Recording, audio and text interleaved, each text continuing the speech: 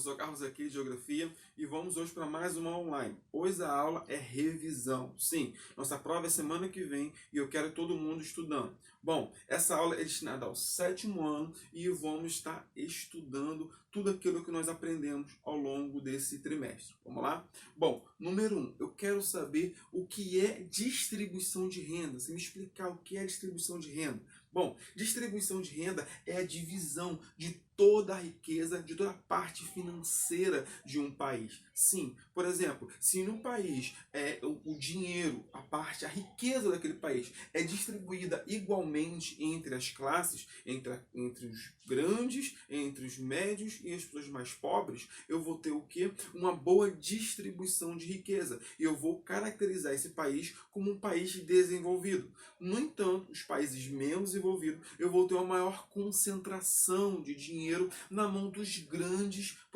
proprietários. Então eu vou ter muito dinheiro na mão de poucas pessoas e muitas pessoas sem dinheiro nenhum. Essa distribuição de renda vai caracterizar, ela vai distinguir se um país ele é mais ou menos desenvolvido, se a população ela tem uma boa ou má qualidade de vida. Entendo que quanto melhor for essa distribuição aqui, melhor vai ser a qualidade de vida, porque a população ela vai poder ter um acesso melhor, tanto à saúde, quanto à educação, quanto à alimentação e tudo mais.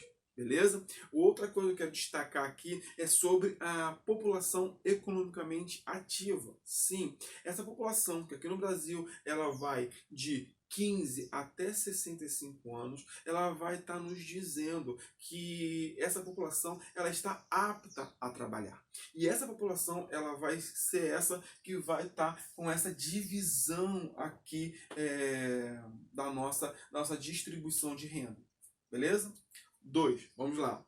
Bom, a 2 eu estou dizendo que ao longo dos anos, eu percebendo aquele gráfico lindo, maravilhoso do desenvolvimento da população, da transição demográfica de um país, eu vou perceber que o Brasil está aqui, ó, na terceira fase. E essa terceira fase nos mostra que a taxa de natalidade e a taxa de mortalidade está diminuindo em nosso país. E eu quero os fatores. Por que essa taxa de mortalidade e essa taxa de natalidade estão diminuindo aqui em nosso país? Bom, são diversos motivos. Vamos por partes. Bom, a taxa de mortalidade.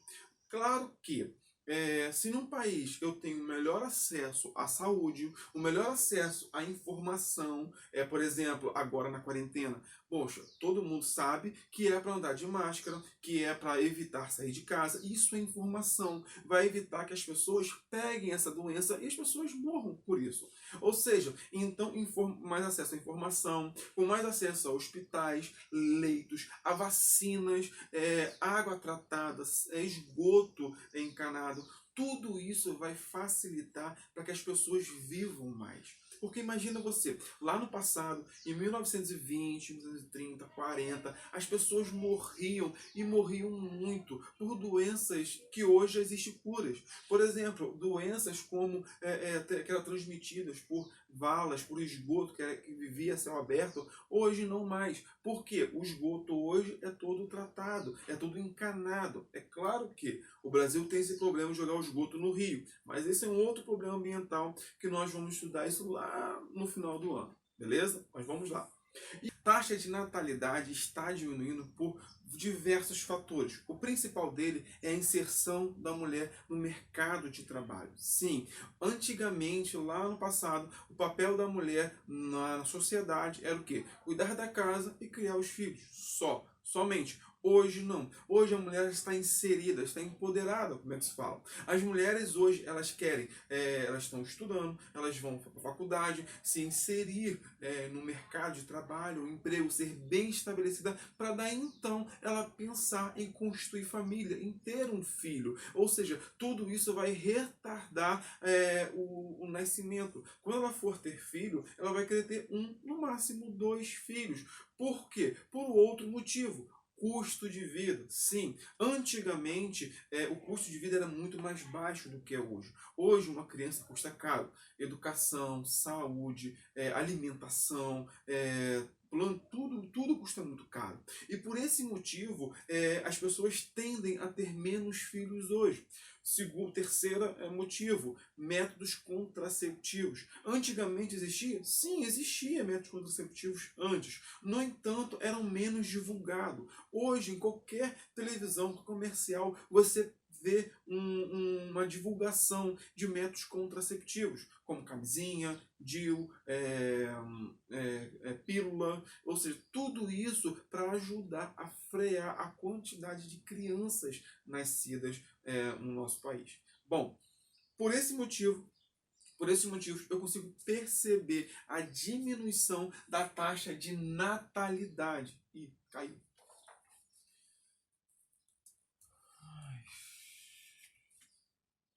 Por esse motivo, eu consigo perceber a diminuição na taxa de natalidade aqui no nosso país, beleza?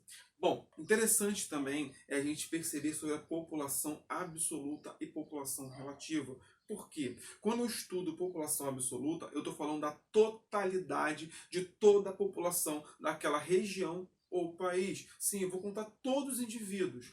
Já a população relativa, não. Eu ainda vou calcular a população total daquele país ou região, só que eu vou estar dividindo pelo território, pelo lugar.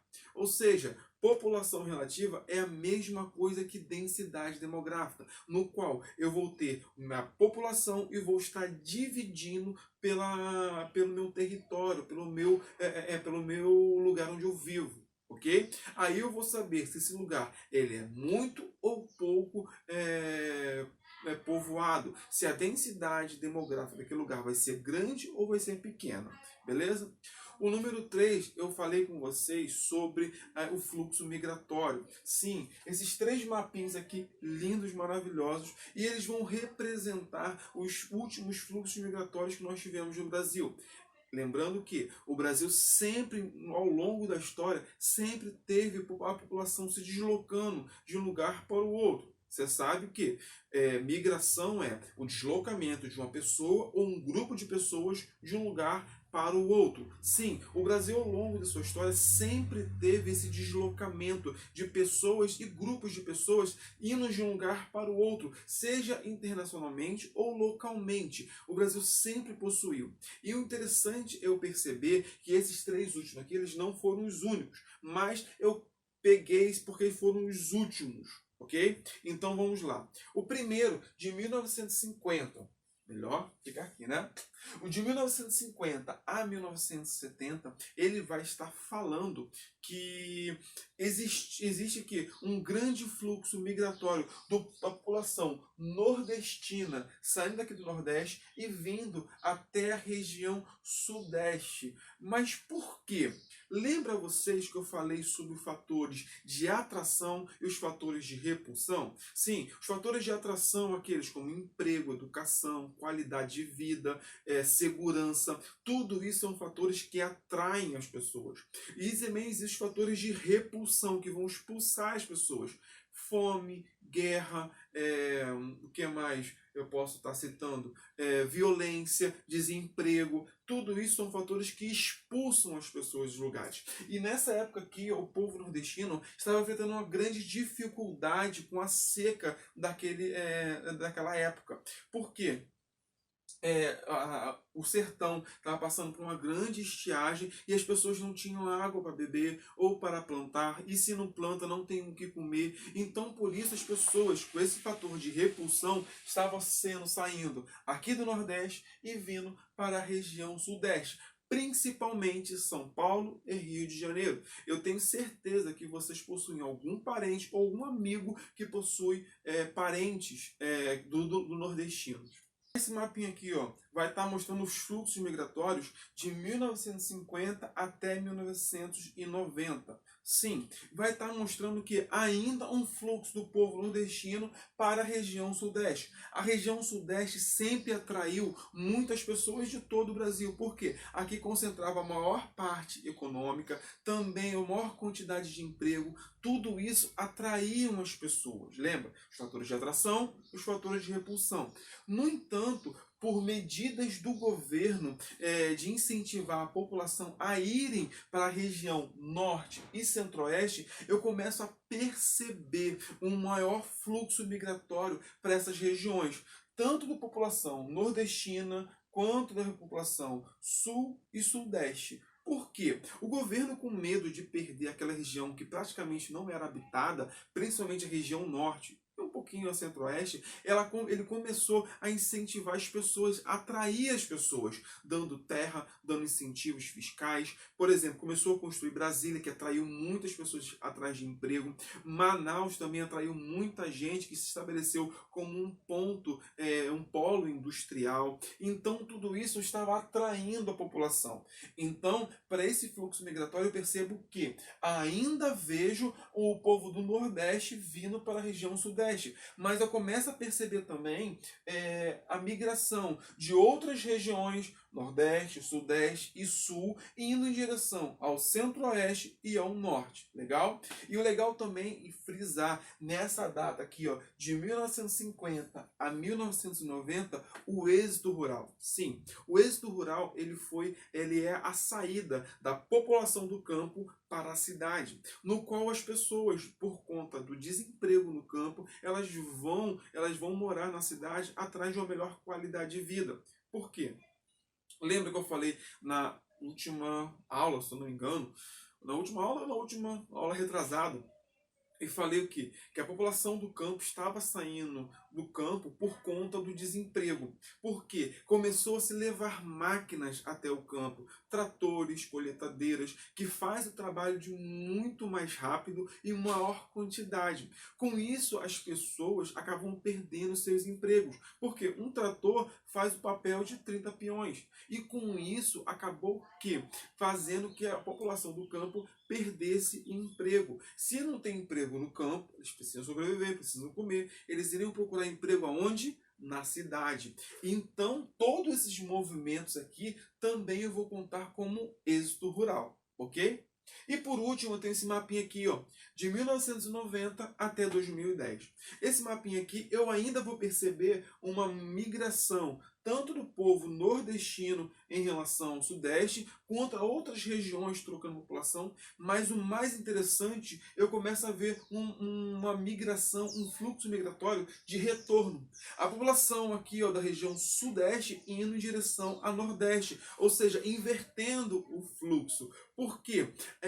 O Nordeste está se desenvolvendo, a economia do Nordeste cada vez está crescendo mais, a agricultura, hoje a seca ainda existe, mas de forma mais aliviada por conta da tecnologia, e com tudo isso, a população que hoje vive aqui, que não se enquadrou, que não conseguiu se encaixar aqui na região, ou porque não gosta mesmo, ele simplesmente está retornando para a sua área de origem. E isso eu vou chamar de migração de retorno. Então, o mais interessante aqui dos três, eu vou ter esse último mapinha aqui, que eu começo a perceber esse movimento de retorno, ok? Bom, ficamos por aqui hoje. Eu tenho certeza que você vai conseguir tirar uma boa nota na prova. E se você, quando for fazer a prova, um conselho que eu dou: assiste esse vídeo novamente, mesmo você achando que já entendeu tudo já, reveja ele e faça a prova. E qual fazer a prova, você deu alguma dúvida? Procura lá no livro, nas nossas anotações, que eu tenho certeza que você vai tirar uma boa nota. Ok? Gente, abraço, até na próxima semana. Tchau, tchau.